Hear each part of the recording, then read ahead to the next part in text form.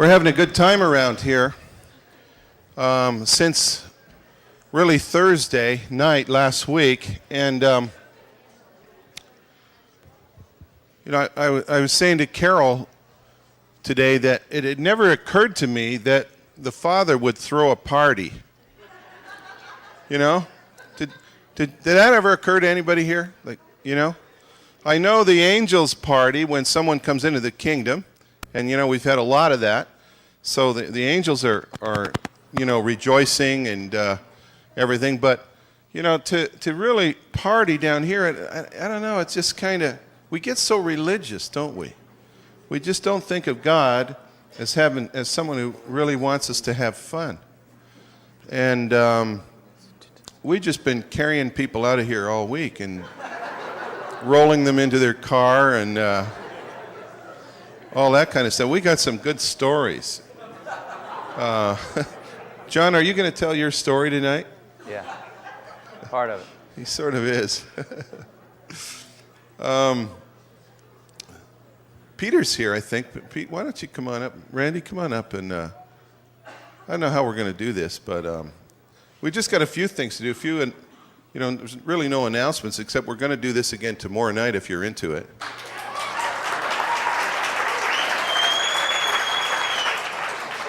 Did that sound half-hearted to you? Yeah. Do you want to do this tomorrow?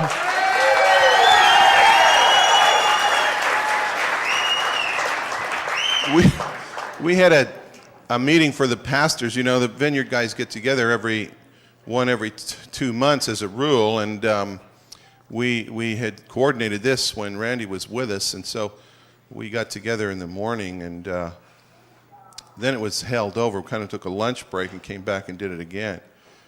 But, Peter just got so full. What happened to you, man? Well, I guess I came into the meeting in the morning, and as Randy was sharing his testimony, just how God began to move last year, wasn't it? When it all started for you? Or August. August. Okay. This year. Well, 93, yeah. He's drunk already. I'm out of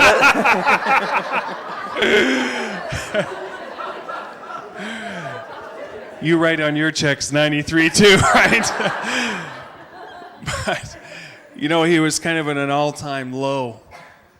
And I don't think I was at my all-time low, but the last 6 months have sure been a real bummer. So pretty close to the bottom. But anyway, as he was just sharing his testimony and how God kind of just broke in, and it really began to speak to me, the joy of the Lord is our strength, and how the enemy just loves to rob us of our joy, to zap our strength. And normally I'm pretty joyful, and but I came in here really clogged up, and I think it was also just an intercessory burden for the church. People that I've talked to just feeling discouraged, and life in the desert isn't fun. And but anyway, so I came here on Friday morning and just said, okay, if God can do it for him, he can do it for me too. And so I came forward, and I think I was about the second person up here because I was pretty hungry. And so anyway, they just started praying for me, and John came over and started praying, and I remember he was standing in front of me and asked the Holy Spirit to come, and he just about went over. And I'm standing there all, bunged up. Spiritual constipation, they call it. But at any rate,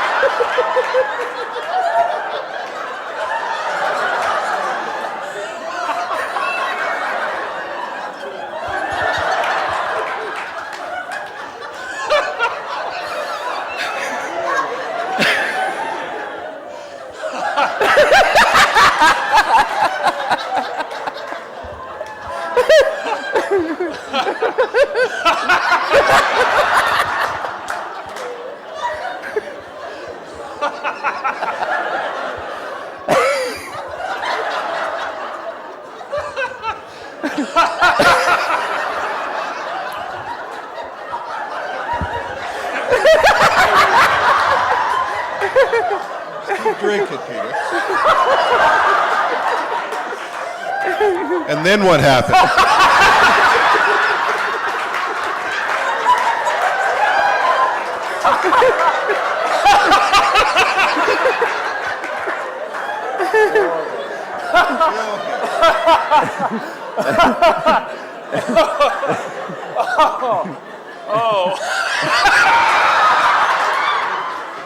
And what happened, Peter?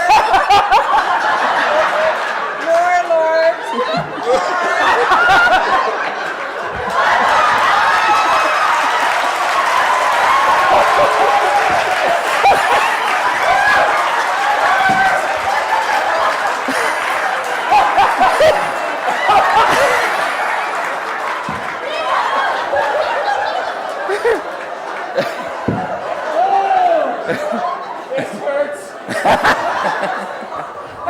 And that's what happened. You realize there's a couple of hundred people watching you do this, huh? This is how to get rid of your constipation, right?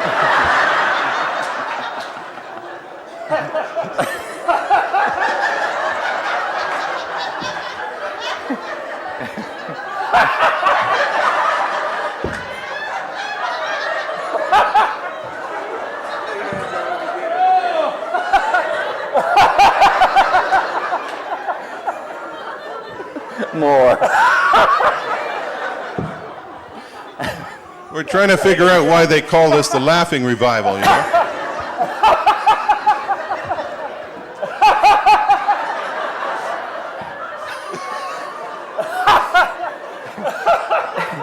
What are you going to do with him, Heather? Once a drunk, always a drunk. Is that it?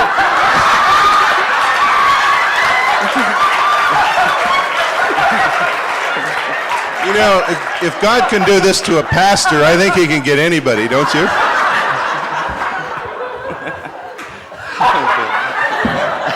You don't want it. No,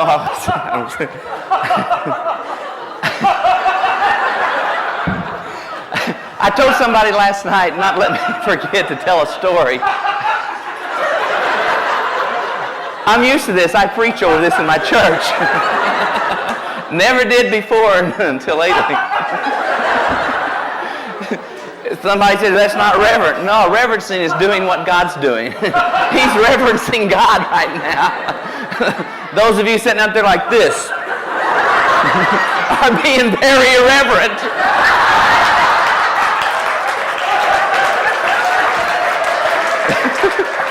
Does anybody else have a story they want to tell about? Why don't you come up, Carol, right at the back there? You came Thursday. Was Thursday or Friday your first time? Friday. Friday was the first time.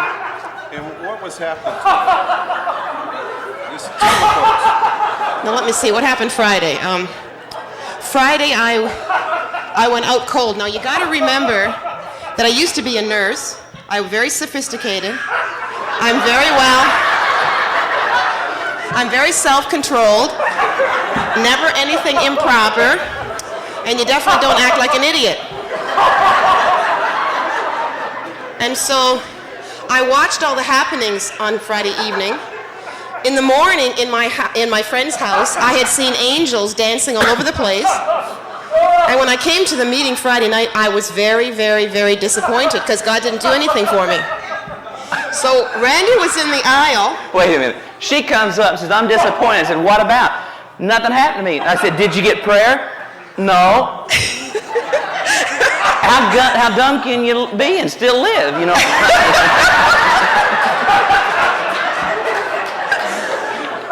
At any rate, I landed on the floor, and I suddenly found myself in heaven at this phenomenal party where my Father was sitting there, and Jesus was there, and hosts of angels and hosts of people, and we were drinking and drinking and drinking. Fermented. But you got to realize that the wine glass was huge. And when I drank from it, the wonderful thing of it is that when I couldn't drink anymore, I could climb into the wine glass.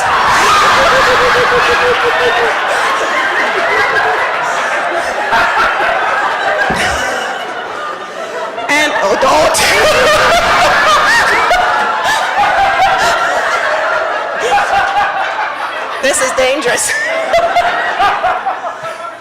I ended up on the floor, but actually at the party we were telling jokes. And everybody was banging the table in heaven now. And every now and again I would close my mouth and say, I can't take anymore.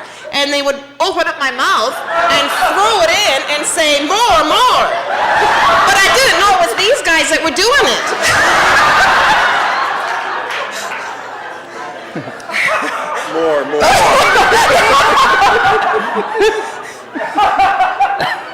I ended up in this party and was translated into the Father's arms, and I was 3 years old. And I was very, very closely and warmly snuggled in the Father's arms, and I went to sleep. And I guess they had to take me to the car. Sunday night there was a lot of deliverance that I had, and then this guy kept on saying, give her more, and I don't know how I got to the car. They carried you. But I'm very proper. I want you all to know that. Couldn't prove it by me. And I'm getting very dizzy up here.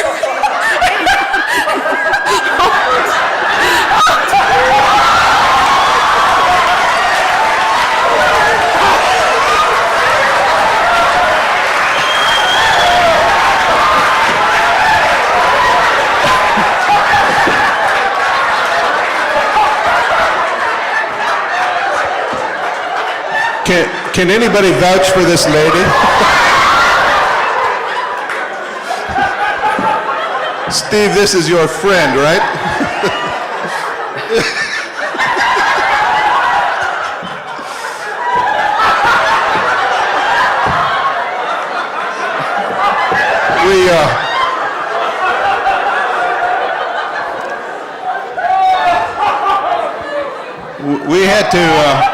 We had to carry her to her car the other night and just kind of rolled her into the back seat, and tied her in. And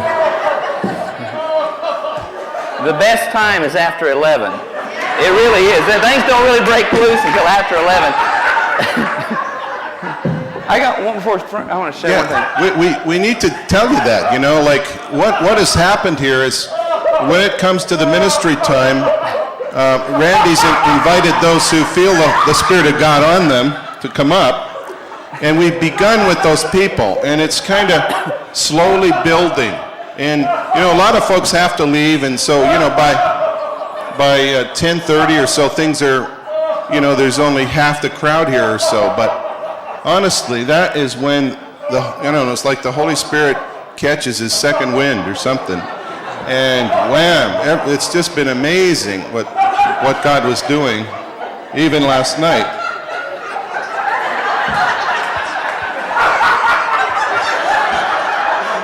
So don't go home too soon if this is what you came for. Peter calls and I'm coming back tonight. I want to drink some more. I thought we'd get him started early.